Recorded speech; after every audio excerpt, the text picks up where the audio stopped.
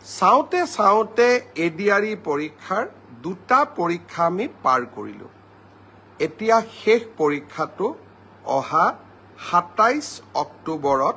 অনুষ্ঠিত হ'ব দীপাৱলীৰ আগতে 27 তাৰিখৰ যেটো পৰীক্ষা চতুৰ্থ শ্ৰেণীৰ বাবে এই পৰীক্ষা অনুষ্ঠিত হ'ব আৰু ইয়াত আমাৰ দুটা কেটেগৰীৰ ল'ৰা ছোৱালীয়ে দুই বেলা পৰীক্ষা দিব যিসকলৰ কোৱালিফিকেশ্যন মেট্ৰিক পাছ তেওঁলোকে এটা পৰীক্ষাত বহিব আৰু যিসকলৰ কোৱালিফিকেশ্যন মেট্ৰিকতকৈ তলত তেওঁলোকৰ বাবেও এটা পৰীক্ষা অনুষ্ঠিত হ'ব মোক সেবাই জনোৱা মতে প্ৰথম যেটো আগবেলাত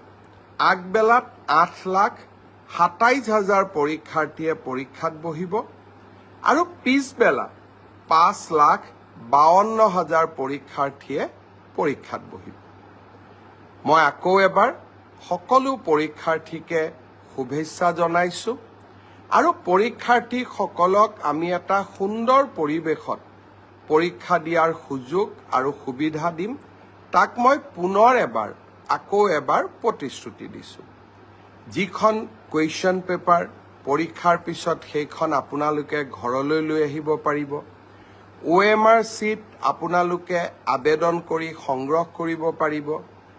আৰু এনসাৰ কিউ আপোনালোকে ৱেব পৰ্টেলত পাব পাৰিব প্ৰথম তিনিটা পৰীক্ষাত এতিয়ালৈকে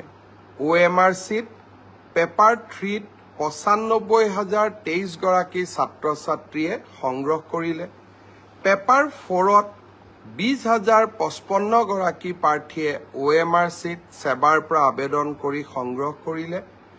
আৰু পেপাৰ 5ত 7,231 গৰাকী